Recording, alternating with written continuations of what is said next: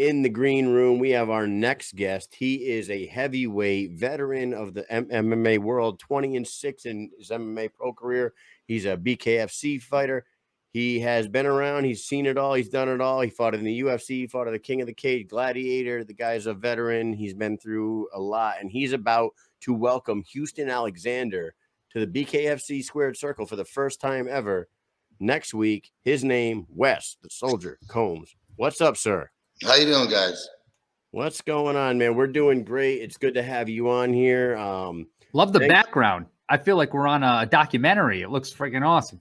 No, we just got done training here at my strength conditioning gym. Place looks phenomenal, actually, man. Looks great. Thank you. Yeah. So how are you feeling heading into this? You got a big fight next week against a big name, but you're a big name yourself. So how you feeling going into it? I feel excellent. It's probably one of the best training camps I've ever had. I'm over at American Top Team, and they connected me with PDX Fit here to do conditioning. And American Top Team's got great people over for doing boxing. PDX Fit, this guy's on point. Man, it's been an incredible journey. What does PDX Fit do? Do they do anything different for your strength and conditioning than you've done in the past? Are they like opening new doors for yourself? Because, you know, you've been around for a long time. You got some wear and tear on your body. You might have to change a little bit of the ways you condition yourself nowadays. Are those guys doing some different things for you? Absolutely. That was the key, what you said, the wear and tear that we've put on ourselves over all these years. This guy, he has tailor-made it to me as far as, like, you know, all the different injuries and things we've been through, worked around it. It's really neat. And I have a way of overtraining. You know, I've always been a guy like, oh, you train more, the better, the harder. He backs me off. Hey, sit back a little bit. Go forward, back. It's like really on point. That's great, man. I mean, like, I'm about to be 40 in 2 months from now. You're in your 40s. You've been around for a long time. I can't even imagine at 40 years old. I am no professional fighter. I am a 20-year veteran in the Army, but no professional. Yeah. Thank you, sir. So I've stayed in pretty good shape, but sure as fuck not fighting shape like you got to be in. I can't even imagine against a guy like Houston Alexander, who's a beast in his own right, who's fought the who's who, the Kimbo Slices and the friggin' Joey Beltrans of the world. He's fought them all. And so, absolutely. That's what's going to be fun about this. Yeah. Kyle, can you imagine in 8 years fighting Houston Alexander? I couldn't even imagine fighting Mike in 8 years from now. And I got 40 pounds on Mike. Yeah. Yeah, man. So the big thing going into this, like you guys are the featured fight. So you guys are in Nebraska, which I could be wrong. Has BKFC ever been in Nebraska before? I think you guys are christening a new state for BKFC. You got Mike Richmond, who's a big name. Dakota Cochran's a big name. You got Sam Shoemaker and Josh Burns, another heavyweight big hitter. You got an awesome card to get back in there and welcome this man to the sport. And from my understanding, this is the first time Nebraska's had it, and they made it legal. So, like, this is like a really epic show for them, and they get packed a card full of wonderful, you know, big fighters. So it's going to be a good show. Yeah, first event in Nebraska. That's you know what? It's a beautiful thing because, like, way back in the day when mixed martial arts was first coming around, when the UFC was first becoming a thing, and like all these states were trying to just block this shit, the human cockfighting view of it, and everyone just thought it was gladiator nonsense. It's almost like that same attitude is back again 30 years or 28 years later for Bare Knuckle, but in reality, Bare Knuckle is a cleaner, safer sport than mixed martial arts, and they just need to open their doors up and let this into every state. So guys like me and Mike don't have to fucking fly 3/4 of the way across the country, you guys, because we could go see it in New York. You know what I mean? Finally. Absolutely. There you go. Yeah. And all your experience in mixed martial arts, are you happy in Bare Knuckle? Like, is this a new lease on life? Yeah, it's a I new couldn't even adventure. imagine. It's a different adventure, and you have to actually retrain and reprogram and to a whole different set of understanding and movements. You know, like for when MMA, you're so geared for you're boxing and you're worried about takedowns. The next thing you know, you're out of position. Well, when you're doing bare knuckle, you got to make sure you're in. You can stay in that position because you don't have to worry about being kicked or kneed or taken down. So it's really different. You have to really think.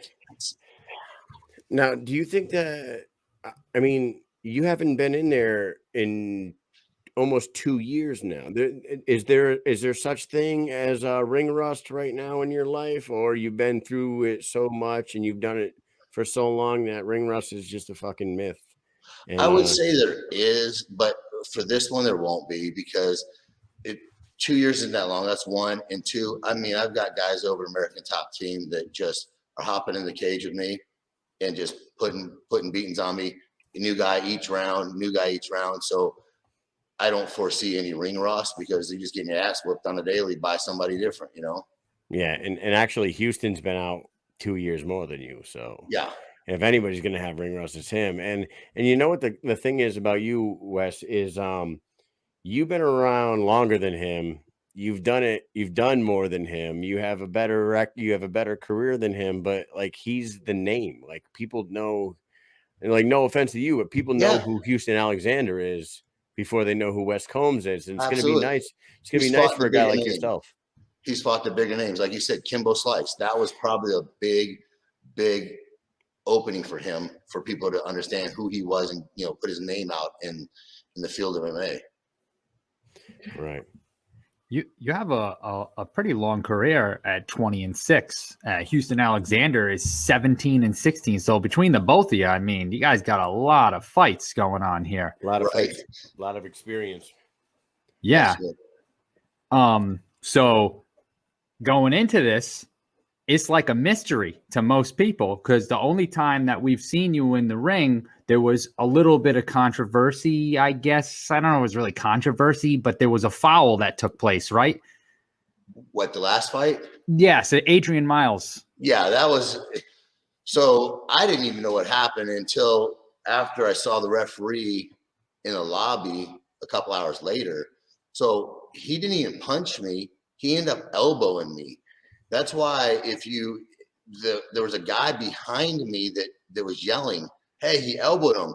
That's why when you saw the break, he goes over to the ring and he's watching a monitor. He was watching him elbow me. So that's what really took place. That's what the disqualification came from, because I didn't even know what happened. I was like, I really, be honest, I thought like, shit, I got hit, man. I guess it's over. I can't take a punch, you know? And then all of a sudden the referee's like, no, bro, you got elbowed. He goes, he never even punched you. It was an elbow that hit you right in the temple. And I was like, okay. So I took an elbow and I still stood up. So then I was like, okay, I still got this. Still got it. I saw that tattoo on your forearm. You serve in the Marine Corps? Yes, sir. Absolutely. How many years did you serve? I did 4. Awesome, man. So what we do here on Mission Accomplished and the Mike and Mish show, we like to, because me and Mike are both Army veterans. Excellent. Yeah, still serving. I'm 20 years. He's 12, 13. Oh, you're 13 next month. Yep. Yeah. Oh, wow. Thank you guys, then. I appreciate it. Thank you. Yeah. We love having veterans on as well. They don't even have to be fighters. We like to get veterans to come on and just tell their stories and stuff. So thank you for your service. Oh, you fit right in on the program here. Yeah, that's why I heard earlier that the other guy was Mike Richmond. So I thought that was kind of interesting.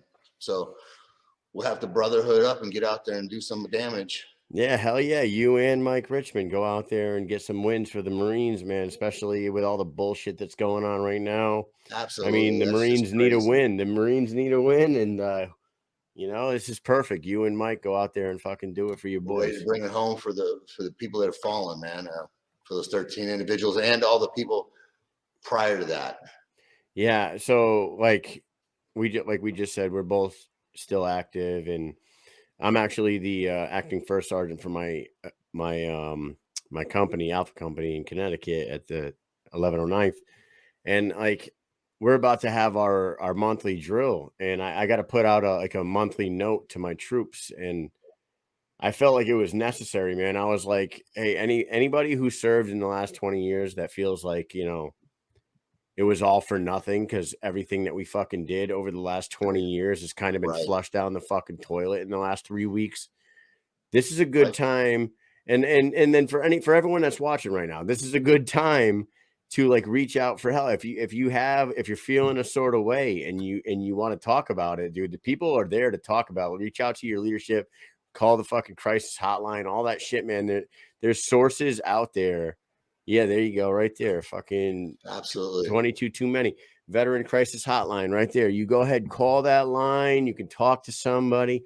Everybody's feeling a sort of a way right now. Not even soldiers and troops and fucking Marines. Everyone's feeling a sort of way. There's you start reading. There's a lot of civilians that are even on the same page. They're just really upset over. I mean, then you turn on, I got billions of dollars of weapons still left over there for what? Like y'all just hand shit over. Okay. I mean, without getting too political, I know whatever, you know what I'm saying? So it's like, I know there's a lot of civilians and a lot of the military people that are just like, why are we doing this? Why did we do it? I like you just said, we don't want to turn this into a whole plot. Yes, sir. But absolutely. Like we've been over there. I've been over 3 times. Mike's been over there. The amount of money and equipment, vehicles, aircraft, weapons that we have left in the fucking Middle East, some serious is billions and fucking billions of dollars, people. It's absolutely ridiculous.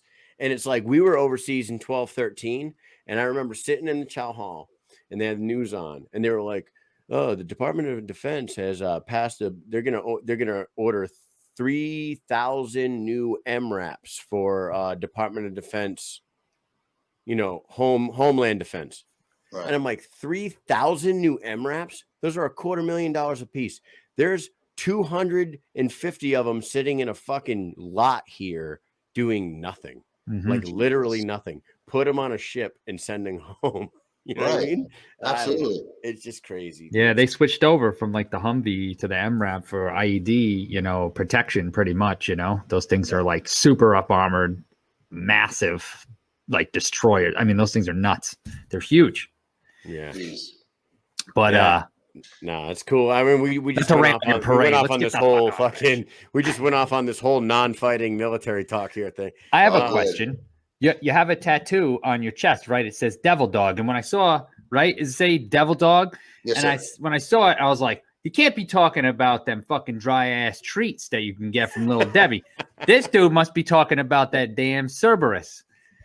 Is that what it is, the Cerberus, or do you just love devil dogs? No, it's the Marine Corps, bro. Well, it's the Marine Corps, baby. That's what we are. See, there we go. That's we're here to fight. Yeah, man. So what years did you serve? How long ago? 93 to 97. 93 to 97. Did you go to like Saudi Arabia or anything like that? No, I didn't. So it was fun. It was crazy because when I graduated high school, it was 92, and I actually signed up to go in and to serve, and I wanted to go over because both my fathers were in the Marine Corps. So I was like, all right, it's my duty. I got to get over there. Signed up. By the time they put you through basic, they put me through MCT, they put me through my schooling, it all ended. And I was like, well, I guess I'm going to sit here for the next 4 years. Just sat out. And where were you at in California? I was in Yuma, Arizona. First Line Battalion. Yep. Yeah, that's awesome, man. We love anybody that serves. I mean, we love everybody. So don't get offended if we say we just love people who serve better. we love people that serve better. I totally understand. Like I said, I signed up in 93 to go, and it was all said and done. It was like I didn't have a choice. So by the time you were ready to go to war, OJ was on TV. Yeah, that was the big thing. That was the big thing. The Gulf War was over, and the OJ Simpson trial was on TV. How wild! Then we sat around, did nothing until 9/11. Now, so we got this interview with you through your manager, Kevin Smith, who's a good friend of ours. Kevin's a good dude. He says you're a big biker, man. You guys kind of got to talking because you're both into biking. Yeah, it was wild. So I'm sitting there one day eating breakfast, and he just walks up to me and goes, what do you ride? I'm like, what do you mean? Like, I just, played stupid because I'm like, I'm not getting into politics here. Like, what do you mean what I ride? And so he's like, I can tell, what do you ride? And I was like, oh, okay. So then we start talking motorcycles, and I was like, oh shit, cool. So as soon as I get the opportunity, I want to take a trip on my bike across the country to Florida and hang out with them. Yeah. Good people, man. Kevin Smith, Smith Brothers, those guys, they're building a stable of fighters down there with like all, I mean, they got them all over the country, but they got themselves a hell of a team right now. And yeah, he's excellent, dude. He's a real good guy. He's a go-getter. He The is. motherfucker, dude. When we go cover the events live. So we're at all these events, and we see Kevin at the hotel and at the hotel. You know what I mean? Like when we're at the arena, he's all over the place. That was another way, like, I met him. Like, he was, when I got there, I didn't have any way of getting anything. I needed PD. Like, he quickly introduced himself. Hey, like, we start talking motorcycles. Like, hey, you need anything, you get a hold of me, I'll take you out. He took me out in town, got me, like, PD, like, took me for rides where I needed to pick up ice, needed to pick up, wrap, whatever it was. He was there, instant, took me, got me situated, real welcoming, Yeah. Yeah, he's that kind of guy, man. He's that kind of guy.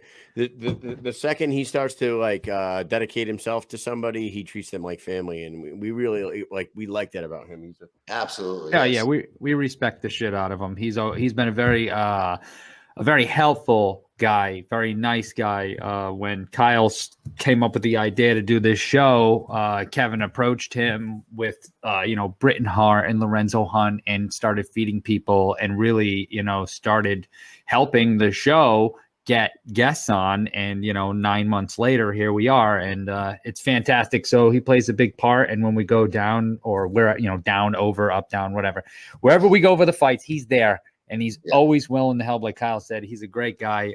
We love him here on the show. So it's awesome that you're with Kevin. Yeah, he's a good guy.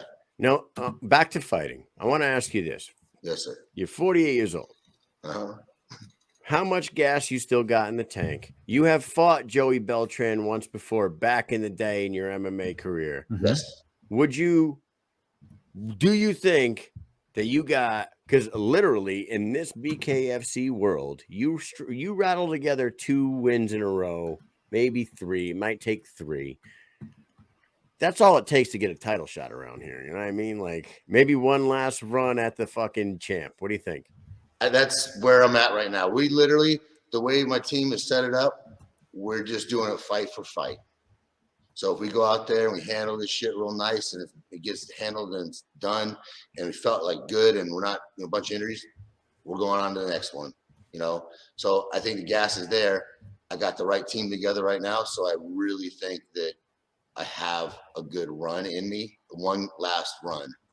So I think I will call BKFC my retirement home. I mean, there's worse places to call a retirement home. Yeah, you know what I mean? Yes, sir. Yeah, you're not playing bingo and eating cottage cheese on crackers. It's way better. No. This is way better.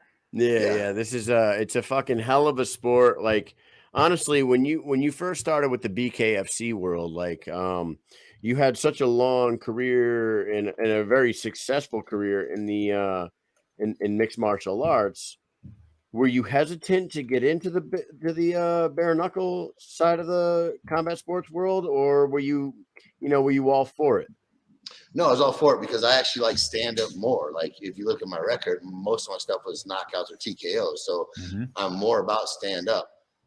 I only did the grappling because I had to, I wrestled, but I'd rather stand and just bang with you. Like, let's man up and get this done. Yeah. And another thing I want to ask you, because you are a guy that came from a long mixed martial arts career, what do you say to those guys that are in the bare knuckle world that see guys like Chad Mendez and Diego Sanchez and these guys coming in and they're like, it's bare knuckle, it's a whole nother world, it's not MMA, you get ready for a rude awakening? And I'm like, motherfucker, do you guys know how many MMA fighters have come here and had success in this sport? Like, what are you talking about? Yes. It's totally different. That's what I'm saying. Like, I know from when I first was training, just standing and trying to box, and you're so far out of position because you're going for a kick or you're set up. But now all of a sudden, like, you don't have to do all that, and you can actually stand in next to somebody without being worried about taking down. It's different, man. It really is. Yeah. Hey, your fight against Houston, do you guys have an agreed weight, or is it just heavyweight? Whatever you guys weigh in. We agreed at 225. 225. Okay, there you go, Big Ben. Big Ben 316, my man. Yeah, we love you, Ben. Thanks for watching. He's all over the place, and yeah. So fucking awesome, man. We thank you so much for coming on here. What we like to do, we have a little fun. You came in at the end of our gentleman club questions for Mike Richmond there. We're going to ask you, we're going to do a little speed round with you. 5 questions off the beaten path. Get to know Wes Combs, veteran of the combat sports world. What do you think? Oh God, okay. Here we go. Let's do it. All right. Number 1. If you could eat only one food, okay. If you could only eat from one fast food chain for a year, where are you going? Oh shit. First thing that popped in my head was In-N-Out sounded good. In-N-Out. Man, that's a tough question. Mike wrote these questions. I didn't see these questions till just now. But I mean, that's a tough one. That's the first thing that popped in my head. But I mean, if I had to go ahead, we were down south in Biloxi, and I had never eaten at a Raising Cane's before. You ever eat at one of those? Yeah, that was my first time also. It was. You got to like chicken, but it was like you walk in and there's literally 4 things on the menu. It's like a number 1, a number 2, a number 3, or a number 4. And it's like a chicken sandwich, a 3-piece, a 2-piece. But it's made with chicken strips, though. It's like chicken strips. It's like just chicken strips. It's chicken strips, chicken sandwiches, fries, mashed potatoes, and coleslaw. That's the only thing on the entire menu. But the chicken sandwich is made with chicken strips. Yeah. It's not like a fucking piece of chicken. But it was good. It was delicious. I have to say. Cook got an easy job back there. The thing is, if you choose $15 an hour too. If you choose In-N-Out, though, they really just have burgers, right? And shakes. Yes. No, I agree. That's the first thing that popped in my head. I mean, if I had to think logically, I'd probably think something like Olive Garden, Oh, yeah. So you consider Olive Garden fast food? Yeah. Yeah. Okay. Yeah. I mean, I can't deny that because it's a chain restaurant, and it's it's really, if I go to Olive Garden from where I grew up and my family, they'd probably kill me. Yeah. That's just the way it is. With an Italian family, so I know. So it's yeah. Mike uses words like stunare and marron, and ma pin, and and bucchiac, yeah. Number 2, here we go. All right, what is your most embarrassing memory? Now, this could be kid, this could be high school, this could be today, it could be tomorrow. No, I'm just fucking. Oh, good Lord. Tell us a crazy story about like you were embarrassed, you just couldn't believe it. Can't believe that.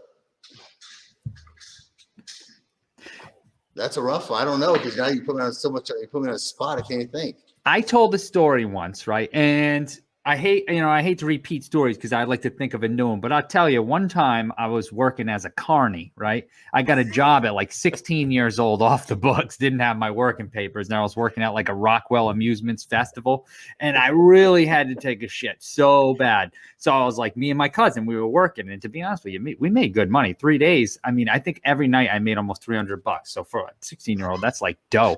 So I was like, all right. So I'm like, there's about 7 or 8 porta potties lined up, right? But there's people at every single one, because this is in Bristol. I live in Rhode Island. So in Bristol, Rhode Island, there's a 4th of July festival. They have a parade and all that. So this is like probably July 2nd, right? So I go over there. I'm like, I work here, I got to get back quick. Can I cut the line? Cool. So I go in, right? And I'm quick. I need to go. So I run in, shut the door. I pull my pants all the way down. I put my hands on the side, and I'm hovering like, right? All of a sudden, this dude just opens I forgot to lock it. He opens the door. I mean, he opens the door wider than the door can open. That's how fucking wide it seemed. He it's like a garage door open. That's how wide it seemed to me. And there was like 7 people in line, and then a line on the other one, and a line on the other one. Everybody's looking at me. I'm standing up. My wiener's hanging out. I'm shitting. And And everybody's staring at me. And I was like, shut the door. Shut the door. And he just 16 years stood old. there. He's 16 years old. Child pornography. He held the friggin' door open and just stared at me for like 3 seconds. I felt like an eternity. And then he closed it. And I finished and came out. And everyone was just laughing. And I was like, son of a bitch. Now I got to go work over here. People are going to be fucking coming over and busting my balls. But they didn't. So thank God. Because I probably would have jumped in the friggin' ocean. I had a story like that. I was 18 years old driving across country. I was in Texas, and they have the urinal, the shitters that are just half stalls, you know. So I had to use the bathroom real bad. It was like 6 a.m. I'm like, I'm gonna haul ass in there. You know, you never shit in front of anybody. So you like haul ass in there. I'm gonna do it. This fucking trucker walks in, follows you. I still remember him. Stands up, and we can see each other. And he sits there and he looks over at me, starts fucking talking to me. Oh God, bro, you got to be kidding me right now. You're talking to me right now. Like, I don't even know you. I'm looking you right in the eye. Years old. I want to get the fuck out of here. But see, then you go in the military, and now you can take a piss with 15 dicks standing right next to you, being in one urinal. So you're okay. But my 18-year-old experience, that was a nightmare. I was so embarrassed. I wanted to get the hell out of this guy's talking to me as I'm using the bathroom. I'm like, bro, I don't even know you. Quit talking to me right now.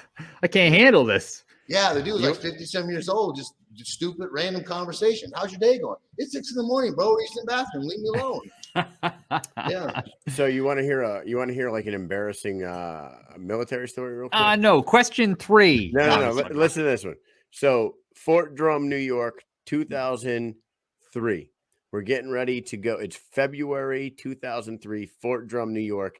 There's 1.5 feet of snow on the ground. It's snowing outside. It's fucking negative 20 degrees outside. And me and this Turkish dude, Vulcan Sarisic. If you're out there and you're watching, I love you, bro. Vulcan and me get put on arms room guard duty. We got to guard the arms room. We are sleeping with the weapons. Sergeant First Class Joel Dillis, God rest his soul. He's in heaven right now, and I love that fucking man. He says to me, before he leaves to go to the barracks, he says, listen to me. You guys want to have drinks? You want to fucking do whatever? We're about to go to war. I don't give a fuck what you guys do. Do not lock yourself outside of this fucking arms room. If you are going to go outside and smoke a cigarette, one at a time, do not fucking lock yourself out of this arms room. Oh, boy. We're like, Sergeant Dillis, man, don't worry. We got it. I'm an E2 at the time. And Sarisic's an E3. He's like, I'm trusting you. Yeah. So, okay, there it is. There we are. That was about 8 o'clock at night. You know, it's 8 o'clock at night. 3 a.m. We are shit-faced. We both go outside to smoke a cigarette. we're fucking smoking. We're in PT shorts, t-shirts. Oh man, looking like a couple assholes in negative 20 degree weather, in PT shorts and t-shirts, smoking a cigarette like this. We both look at each other. We're like, bro, did you put something in the door? No, did you? Fuck. I'm like, fuck. I had to go like across the fucking like across Fort Drum. I had to run across Fort Drum in PTs at 3 o'clock in the morning in the snow, go into this dude's room. He's a 6'3", 230-pound bald man who's been in the army for 25 years, and shake him in his bed. Oh God. I was like, hey, Sergeant Dillis. And he's like this sleeping, and he goes, You fucking locked yourself out, didn't you? I was like, yeah, I did. He's like, you fucking idiot. No, I got to tell you right now, I thought I was never going to make it past E2 that night. But you know what? Here I am 20 years later. So, I mean, that was an embarrassing fucking moment in my military career. And just threw that out there. Number 3, favorite martial arts movie of all time. Martial arts movie, shit.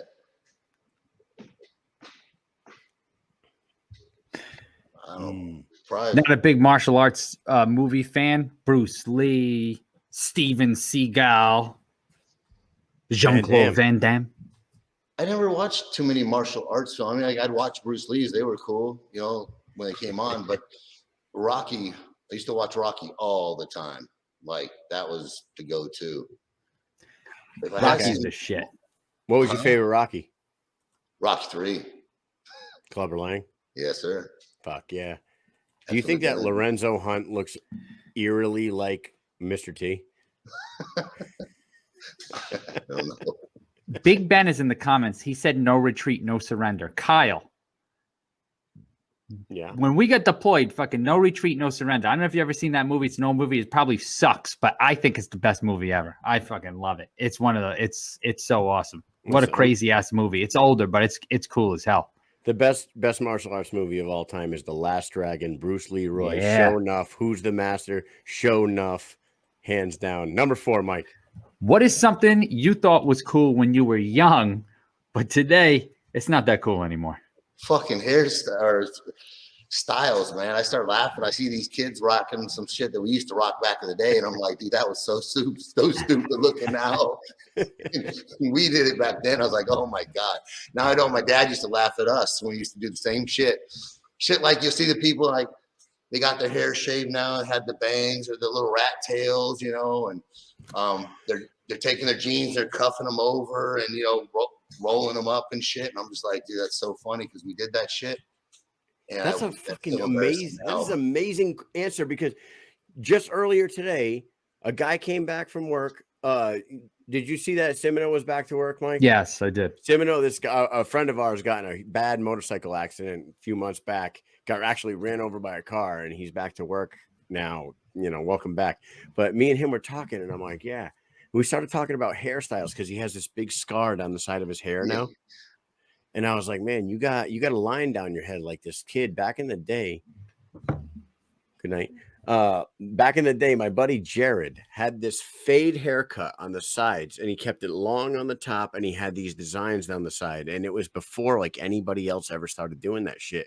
And we thought he looked like such a douche like 25 years ago. Yeah. But that shit is so in right now. Yeah, you see it all day long, and I'm laughing. I'm like, and I'm looking at these kids rocking. I'm like, damn, I'm so embarrassed to say I even did that. Burn the pictures. Yeah. Don't let anybody see it. Don't Never exist. happened. It never happened. Right. Hell yeah. So, Yes, sir. number 5. What is the silliest thing you've ever gotten upset about? Oh God. Upset. Jeez. The pettiest, smallest, littlest thing that for whatever reason you just had to fly off the handle for it. And then afterwards you were like, what the hell's going on with me? Why the hell did I care I don't even know. you know. I only say that, like, so my girlfriend busted a bottle of water yesterday and then she started tearing it and leaked it into the house and it was on the floor and then she put it in the sink and I started getting irritated by it. I'm like, why didn't you just leave it outside? Why is it so like I didn't say nothing to her, but I'm just like, so she's watching this right now. She's probably going, oh, okay. But I was like, it was a silly as shit where I was like, God damn it. Why you just dragged it through the house and leaked it all over the place now? I'm like, damn. But I don't know. That's part of being married, I think. Or having, it's part of being married or having a girlfriend. It's like you find the littlest shit to just get fucking annoyed about and you'd be like, yeah. And you know, it's nothing. Like you shouldn't be mad but then again, I don't know if it equated to like, usually about fight camp, your week out, you start getting a little more irritable about everything. So I'm like, well, maybe it's just that. So that's why I'm like, just shut my mouth. And I'm like, okay, I just got the paper towel, start cleaning the water on the floor. Yeah, man. Everything, every little thing. I sweat the small stuff. Things grind my gears, the littlest things. But I love it because I use it as a source of comedy. You know what I mean? Right. Everything. It could be any little stupid thing, but I notice myself like picking on shit, like the littlest, dumbest shit. That's what makes comedy fun if you can do that. You use real life because then people can relate to it. I love it. Yeah. Oh man, you should go on a fucking road trip with this guy Mike. When he really gets irritated, his Rhode Island accent starts coming out, and he's like this fucking guy over here, and he's like, it's fucking just, it's just the funny. I swear to God, it's the funniest. I started taking my phone out and just like secretly recording him, and I got like all this footage of him doing this funniest shit ever. It's hilarious, man. So it shows you yourself and be like, look how you act. Yeah, like an idiot. Oh no. It's perfect. It's beautiful. It shows everybody in the world who he is, and it's a good thing.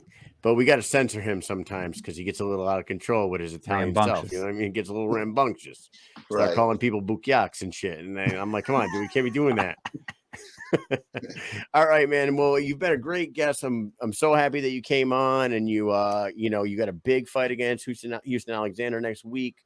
We wish you the best of luck. But before we let you go ahead and shout out your sponsor, shout out anybody you want to shout out, and tell everybody why they should tune in and how this fight's going to go down for you next week.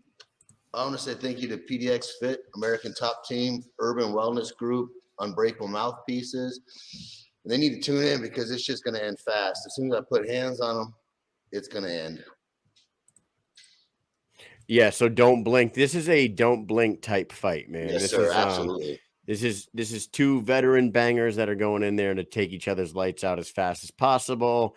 And of course, Wes Combs isn't going to let Houston Alexander do that in his first fucking throwdown in the squared circle, right? No, sir.